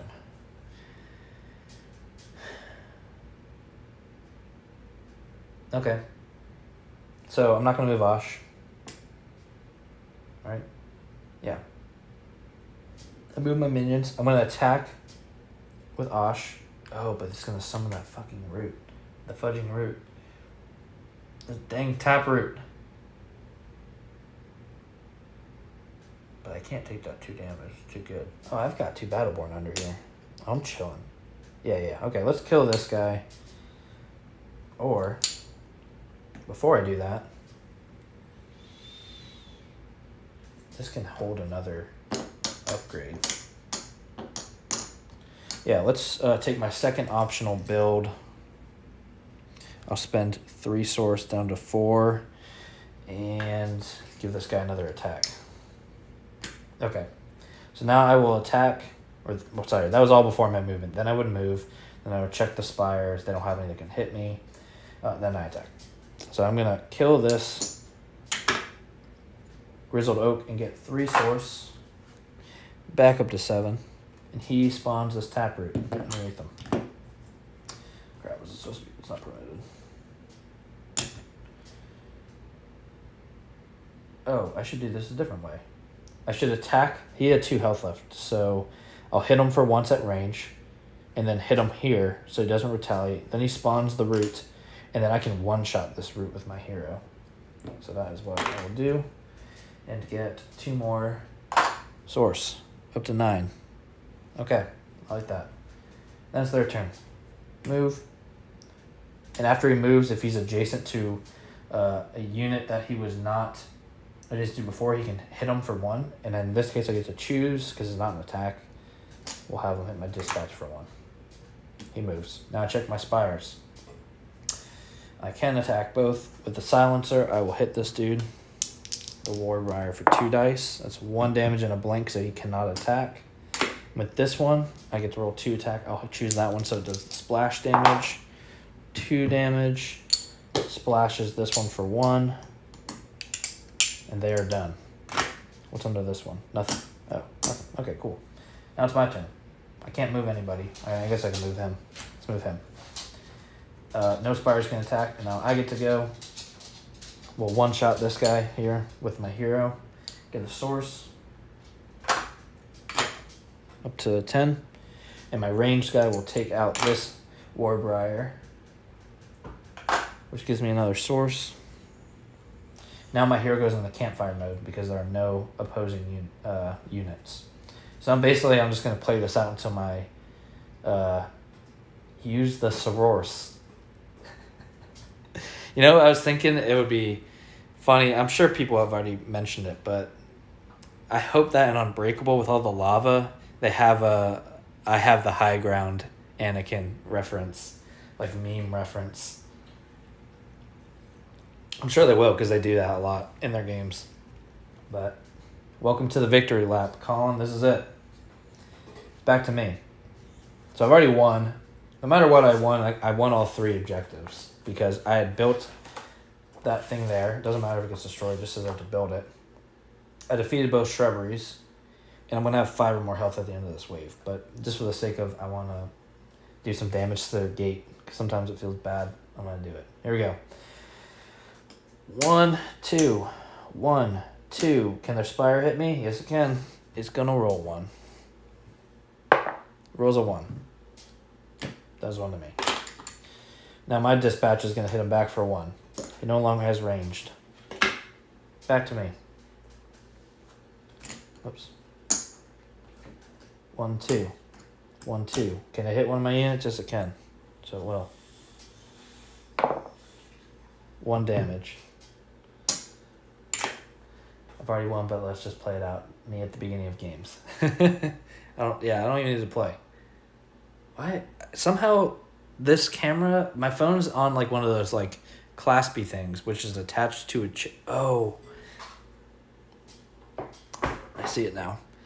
It's like not touching anything that I'm touching, and yet it's shaking, but I have a cup holder that's barely touching it. And when I shake the table, it shakes that. All right. Okay. Calm down, phone. It's headbanging a little bit. It's excited. Okay. Now I get to attack. Let's kill this. Let's kill this thing. You out of here. You out of here. You're tall. He can't. And now it's back to me. Here we go. 1, 2. 1, 2. I mean, I'm probably going to get rocked right here, actually, because both of these spires can hit my guy, so 1 each. 2. You dead. But I had a secret Battleborn stashed underneath. So this is why grouping minions can be good. Now he just comes out at full health. But now the other spire is going to attack me. Actually, he can't reach him. So yeah, he does 1 to my Battleborn. Here we go. Let's do some damage. So my Battleborn hits the gate for 2, down to 7. But he gets retaliated against for 1. And my Dispatch hits for 1, because he's range 2. Gets retaliated against for 1. Dies. Dispatch. Battleborn comes out at 3. Oh, he should not be promoted. Oop. So he should have only hit the gate for 1. Back to me. Let's move him. Spire's going to try and kill my first Battleborn. Does. Yeah, if you don't like retaliate, there's a lot in this game. My Battleborn's going to hit the gate for 1. Oh, sorry, the other thing is going to hit my other Battleborn for 1. Battleborn hits the gate for 1, down to 4. Retaliates against my Battleborn for 1. Start my next turn, I'm not going to move. So the Spires are going to probably kill me right here. Dead. And that immediately ends the third wave, in which I check my victory conditions. Osh is still alive. I did this. 3 for 3. Perfect score. And that's it. So it's really weird. It's such an interesting game because I think what a lot of people... I've never played StarCraft. You've played... You're a StarCraft fan, right, Robbie?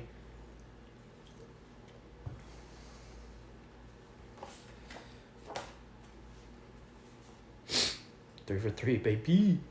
They do say that this tutorial is... I think they go as far as to say significantly easier than the actual scenario. So, and I feel like I had to think pretty hard to win that out of 3. So you love StarCraft? Apparently, I've never played StarCraft, so I can't point out the similarities, but people say that this is very similar to StarCraft, more so than a MOBA, at least in solo. Because I've played MOBAs, and the only thing that feels like a MOBA is the fact that, yeah, there are technically minions that are technically acting on their own, although you get to strategically adjust their movements, so, and you get to strategically stack them and stuff. I don't know, but I don't know how much you were able to pay attention while you're working, but people seem to say that it's more like a real-time strategy and a tower defense than a MOBA. But maybe I just like MOBAs and board game format because it's slow and strategic and it feels like I'm playing a big puzzle, which I like. You got to figure out the solution. Love StarCraft. Yeah, okay. I thought I remember you saying that. So you might like this. It is not one that... It's so different than too many... When am I getting the big towers? I don't think I'm going to get them. It's too much money. That's where I draw the line. They look really nice. If I were a painter and I could paint them really well, I would. But the amount of... I don't know if you've seen the boxes for them. I don't have the room to store them. There's no reasonable storage option for them. If there was a reasonable storage for them, if there was a way to fit them into the base box, all of them, and I was a good painter, then I would do it because they look awesome when they're painted. But they kind of look tacky when they're not, I think. Just like a solid plastic color. When I'm lying. Yeah, I know. Tomorrow I'm going to live stream and they'll be here. Next up, Skytear. See, I don't think I'd like Skytear because... Well, actually, that's not true. I might like Skytear with the solo mode. I don't think I'd like this multiplayer. Because in the multiplayer, it's not a puzzle. You're playing against somebody who's reacting to what you're doing, where this is set up to where it's solvable, but it's hard. And there's some variety, but I feel like playing this against somebody. Like Bree and I played yesterday because they suggest before you learn solos to do the PvP walkthrough. And while it's fun, I just would rather play so many other games competitively. But I think once the Skytear solo mode releases, I'm interested. I would play it. Because I was very anti-Cloudspire for such a long time because I didn't really realize that the solo mode was so fleshed out. I thought it was more flip a card, an AI card every time, and it does something, and it feels like PvP, MOBA. But since this is more just like a puzzle laid out, I think it's more interesting. Just paint them in United. I feel like with United, I have source material to look at, one, and they're so small that you don't have to do that well, where those are so big that you can see all the splotches on them and everything. And plus, I still can't store them. I'm out of room. I feel like in Austin, I was able to buy and sell very easily and keep my shelf at a reasonable size. But now, especially with all these CTG stuff, I don't have any space left. Are those tiles modular? Yeah. So this was set up. So all of this stuff is modular. These are all modular. So there's still modularity to each scenario. Like it told me to put a swamp, but there's 6 or 7 swamps. So it could have been this. It could have been this. The tile map placement is set up specifically. But then if I were to play again, also, man, look at this hardcover book. I couldn't not get the hardcover. It's just too beautiful. So if you wanted to play again, so if one has something called carryover because you play as a campaign. So like if you played this scenario before and achieved less than 3 renown, it gives you like a helping hand. So then you could start with a stronghold 2. You start with some upgrades, and then also has this modular setup down here. So 1 to 3 there is no setup. So you have a 50-50 chance of adding extra health to that starting bug that had secretion, and then you get to remove 2 upgrades from your Grove Tender Spires. So there's a little bit of modularity. I don't know if there is. So it's got all the neoprene tile the keys. Here are all the AI talents. So there's a bunch of talents in the game, just like in Too Many Bones. But when you play solo, if you see there's like this little symbol next to them, this means that the AI works differently with that skill. So you have to reference it a lot, which I don't love. But there is... So the main game comes with this solo scenario book, which is also really nice. And it's the exact same thing. So this is the same page. It's got the same learning the vines. Everything's the same. It's got the objective. And it's got the AI talents at the end of this tutorial. So what I do is I keep this open to the AI talents. And then I keep the hardcover book open to the scenario. And so basically what this does is this goes all the way to here. This is what's in that solo scenario book. It also has the co-op. So a big chunk. And then each expansion comes with another little booklet. So this just has everything in one. From the core game and the first expansion. And then there's the second hardcover book, which has the two other additional factions, all of their solo and co-op scenarios, plus some additional ones. So I figured if I'm going all in, I should go all in, except for the towers. But like, this is the amount of lore. So here, I'm going to flip to the first actual scenario. I haven't read it yet, but just so you can see how much lore there. So here's the campaign. So as you play, you earn renown and you track it. So you've gained X amount of renown, but then you can use it to get these like one-time abilities, which is really cool. And then it tells you what your rank is at the end of the whole campaign, depending on how many expansions you have and all that stuff. And then this is what each section looks like. So this is like the lore before a single scenario. 3 full pages of lore, full art, and then it sets up, which I think is awesome. Like, that's what normally I'm just not that hyped by lore, but I don't know why. Playing through the history of a war just seems pretty cool. Like, you read about it and then you get to play it, and that just is cool for me. And yeah, hopefully the writing is good. I know that they hired somebody specifically for it. Yeah, the full art pages are awesome. Yeah, they got Navarro. So, yeah, so I don't know if you know, but this is what Navarro came in and did. They said the first thing he said was, Cloudspire is too complicated to not have a rules reference. You need to make a rules reference. So they rewrote the entire rule book, did a rules reference just like an FFG game, so you can look up influence. What's influence? Here it is, which is awesome. The rule book is really good. It's got a full walkthrough. I think that's the other thing they added is full walkthroughs for your first game, which is great. Yeah, I don't know. There's something about Too Many Bones artwork that I don't love. I think it's just the fact that I don't think Gearlocks look cool. I think they look really dumb.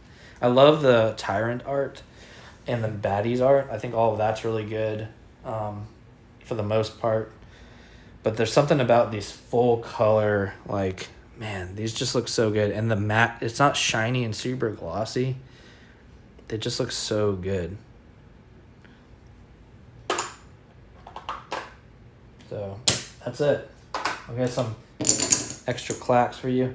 It's honestly, at first when I bought it, I was like, that's all sexy time right there. It is sexy time.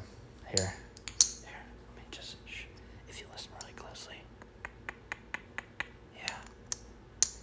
A little bit of clicking, a little bit of clacking. Yeah. But when I do wish I had color. I feel indifferent. I feel like the black and white works really well for that style, for the baddies. I don't know. I do think they look good in color, but there's something about it that I think it works. I think the art is really good. I just think that Gearlocks look really fucking stupid.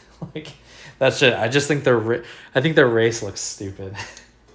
But it is unique, so good for them. They made a unique race. But, like, so are these. I mean, like, the Grove Tenders, I mean, kind of, I guess.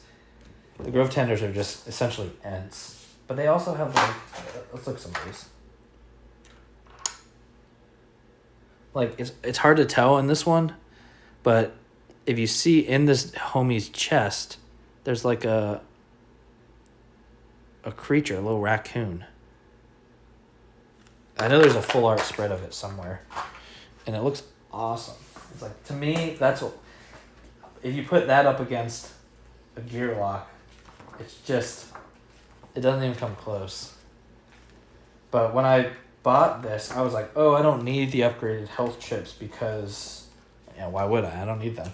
I already have them for too many bone. And now I'm considering them purely because if you look, this has like that gloss and this is matte.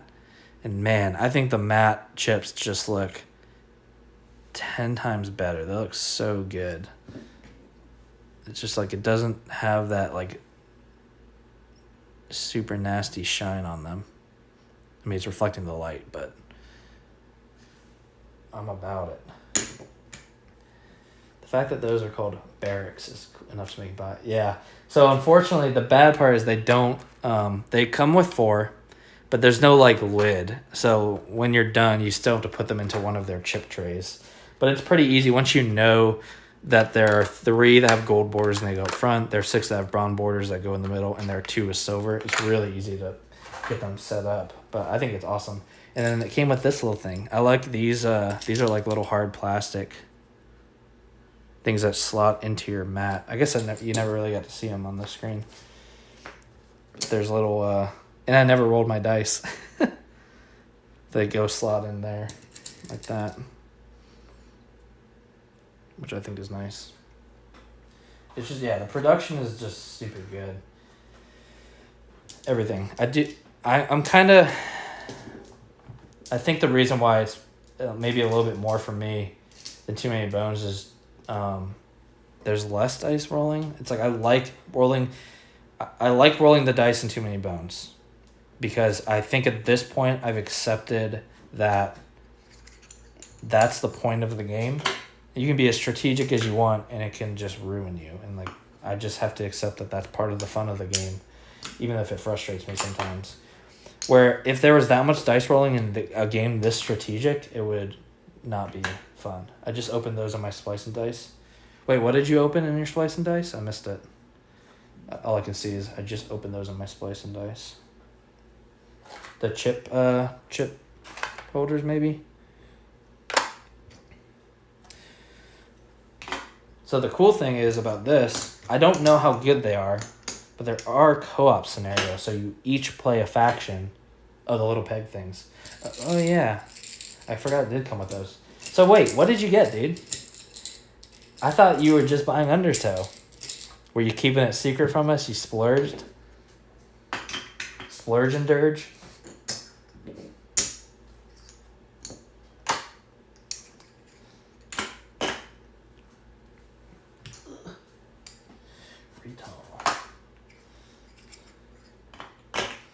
Revy, when you putting your next order in? It's gotta be soon.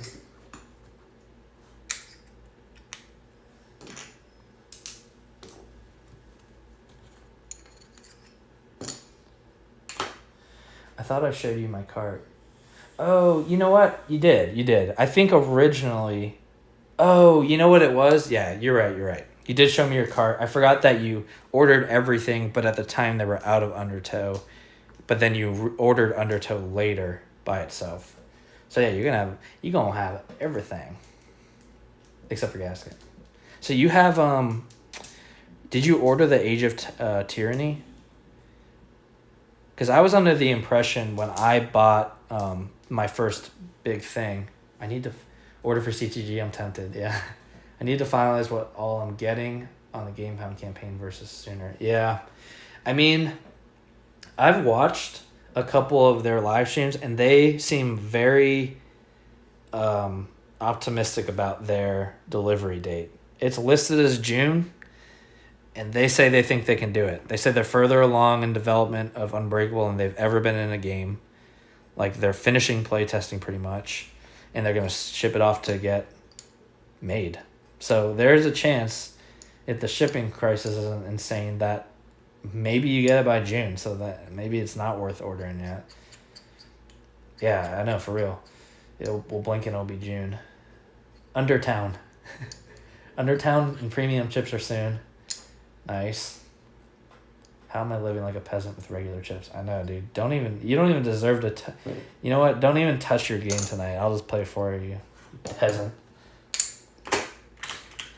Honestly, man, I wish that I would have bought the Cloudspire premium chips over these, just for that, the matte finish on them. Even like, here, see if you can tell on the side. See on the top ones, they're like, it's gonna be hard to focus. They're like super shiny, and these ones are just like very matte and smooth, and it's gonna be nice. So, I mean, this is super doable co-op. It is pricey. I mean, I feel like if you watched, it's one of those games that you can watch and know pretty instantly if it's for you or not. It's very different than anything I've ever played, for sure. And I think it's really fun, the puzzle.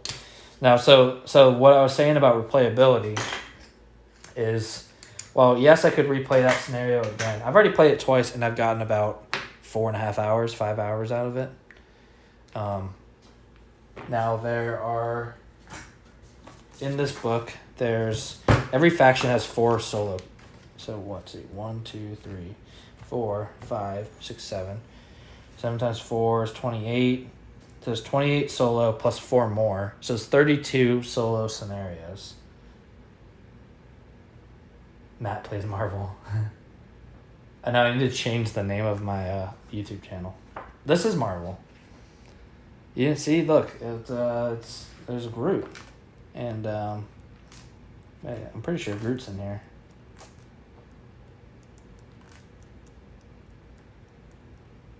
Maybe not. There's a picture. Here. Oh, yeah. Look.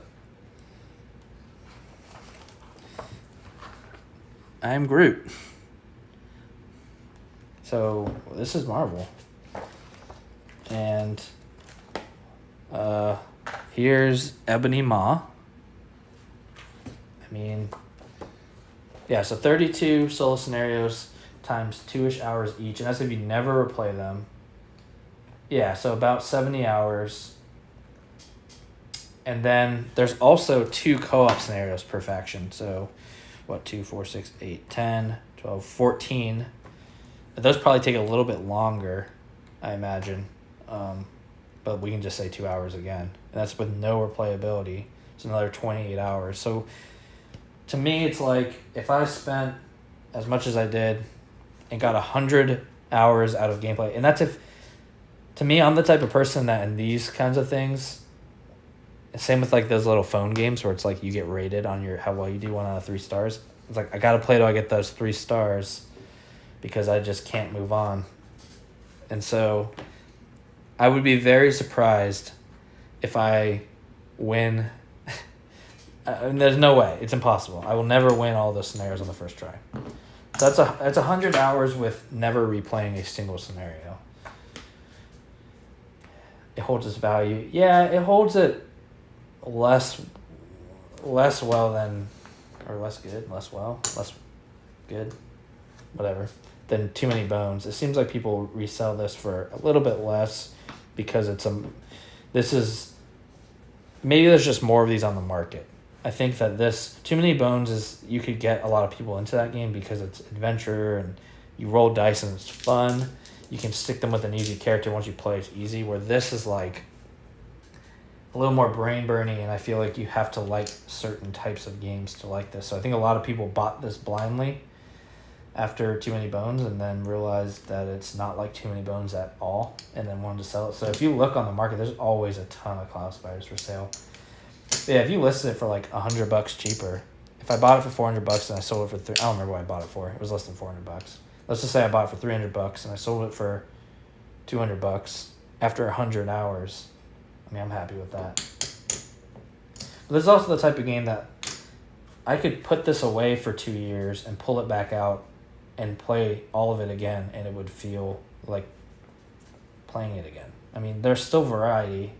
You get to choose what units you put out. The market's different every time. There's an event die, which changes things up. and their setup changes. So it's like it's not like it's 100% solvable, and you can never play it again.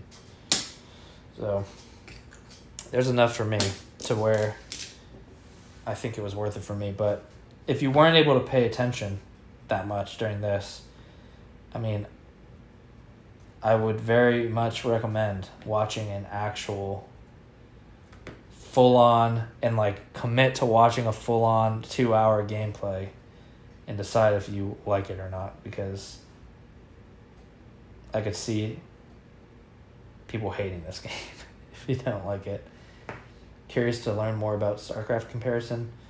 Yeah, I mean, I don't know anything about StarCraft, but when I was like explaining it to my friend last night, he was like, "Dude, it sounds." I was like, "It's basically a MOBA in a tower defense." He's like, "It sounds less like a MOBA and more like a real-time strategy game like StarCraft."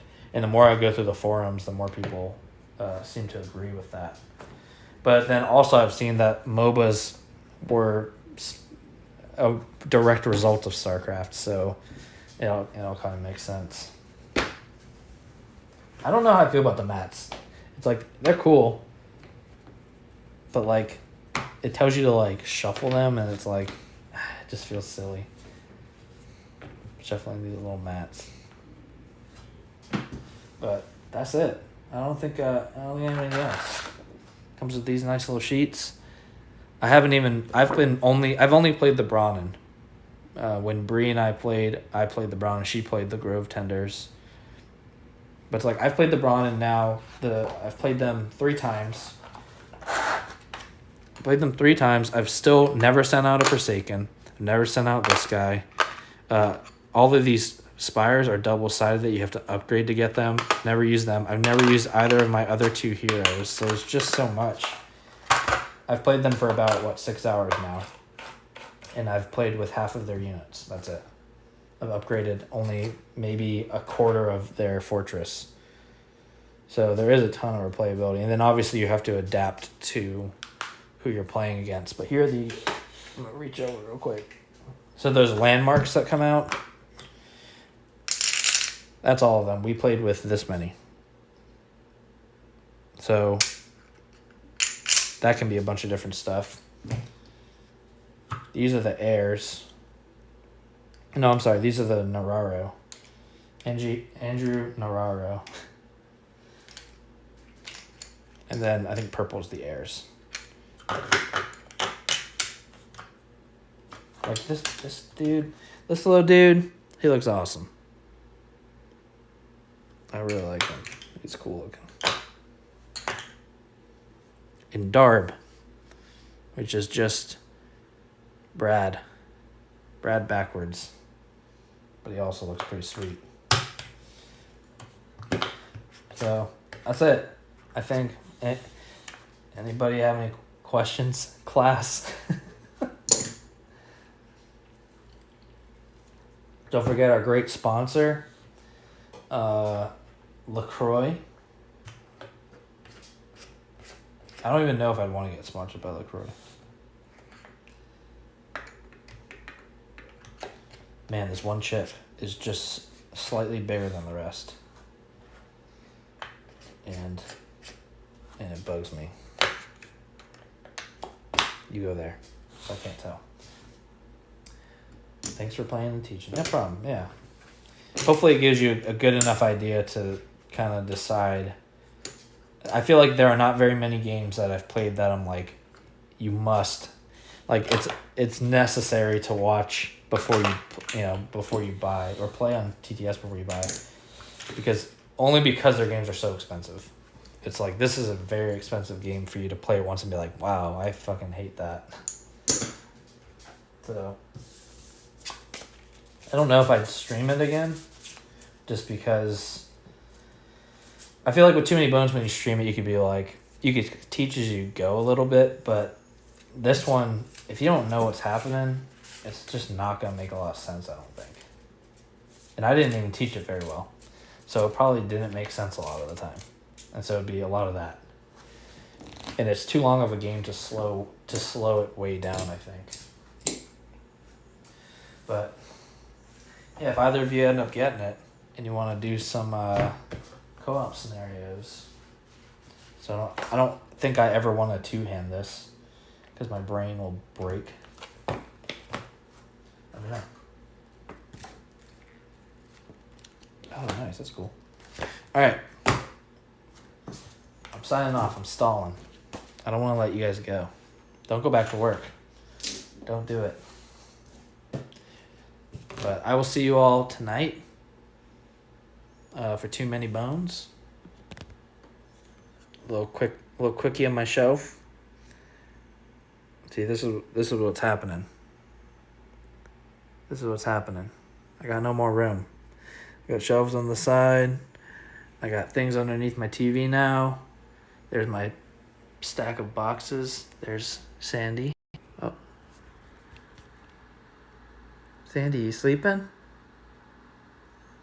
You sleeping? Okay. Let's log off with that. Bye, y'all. Say bye, Sandy. Bye.